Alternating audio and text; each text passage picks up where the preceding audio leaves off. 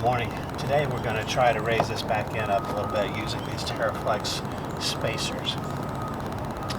I put in the Teraflex leveling kit, 2 inches in the front, 1.5 inches in the back. There are stronger springs, but with my additional weight that I have in the back, I'm noticing a sag in the rear. So on here, I have, it's just a crude measurement, about 34.5 inches of distance from the fender well to the ground.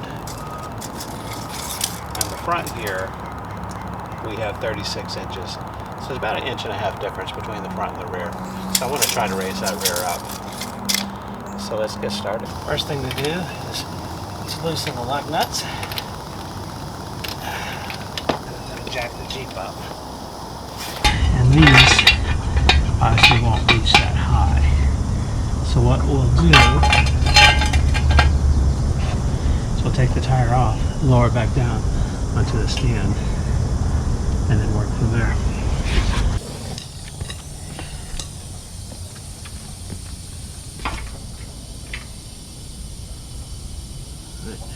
Now, the same on the other side.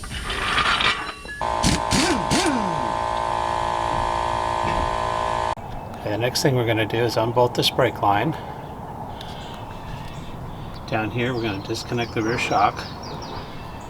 And then last we're going to take off this bolt right here for the sway bar.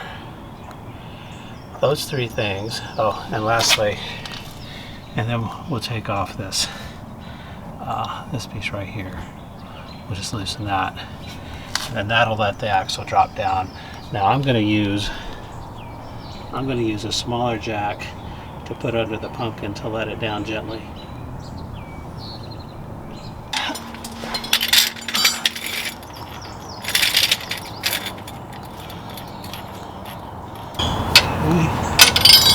And then I think I'm going to put another jack on the other side so I can control it.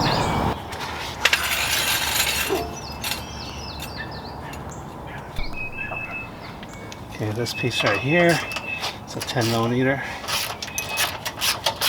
Okay, this wire right here goes to your ABS. I have more of these connectors ordered off of Amazon, so if that does get stretched, I will address it then, but the little connector is hard to get out, and I can't get my hands around it. So, alright, so now the handbrake connector, you can see that little area right there, that's your handbrake. So we're going to take those two little nuts off, and I believe those are 10 millimeter as well. And then we'll do the brake line and the ABS line on the other side too before we undo the shocks.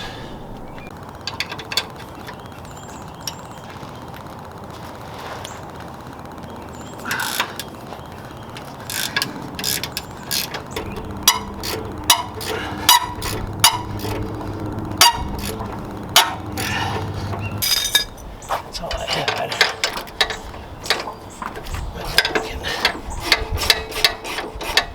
Get that off. This has a nice nut on the back that when it moves it'll lock against the metal, so you don't have to hold a wrench on the back.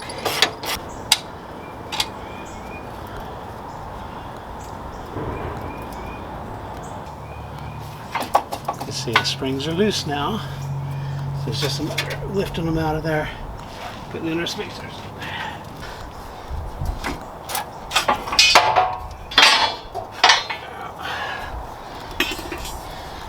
The narrow end goes on the bottom, the wide end goes on the top. Okay.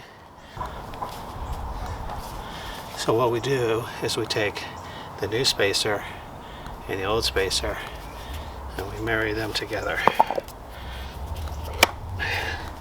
Okay. Then that's going to pop back up into the top. Alright, so I developed my own spring ratchet system, which seems to work pretty well. This is going to compress the spring so I can slide it in there with the new spacer.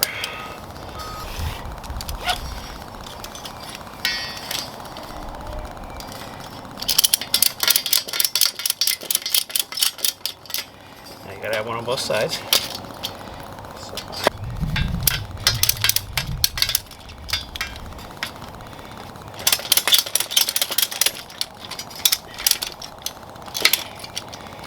Yeah, they make these tools, but after rent, you go get one. And this seems to work just fine. So.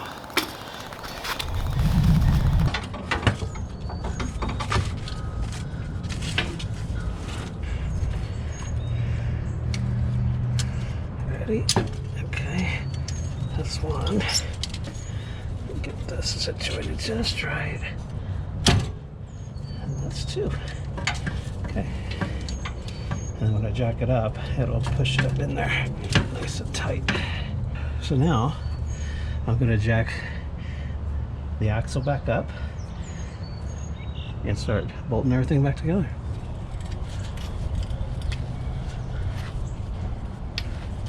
Because there's support arms that hold the axle in place to let it go up and down, when you let this down, it actually goes down at an angle.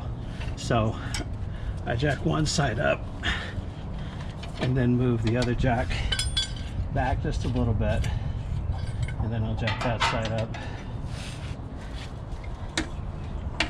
That's how everything gets back in position to bolt it back together.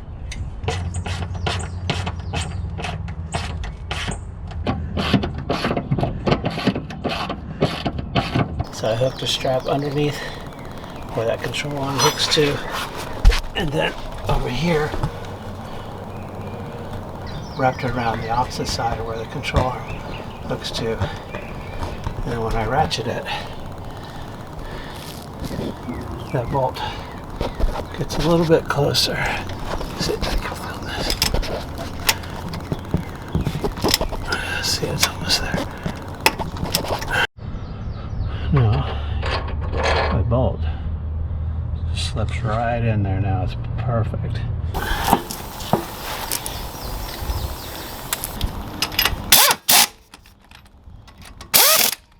Well, I can tell you this already looks better.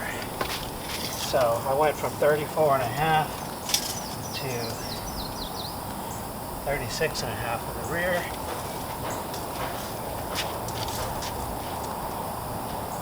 About 36 3/4 in the front. So I got a 1/4 inch difference with those spacers.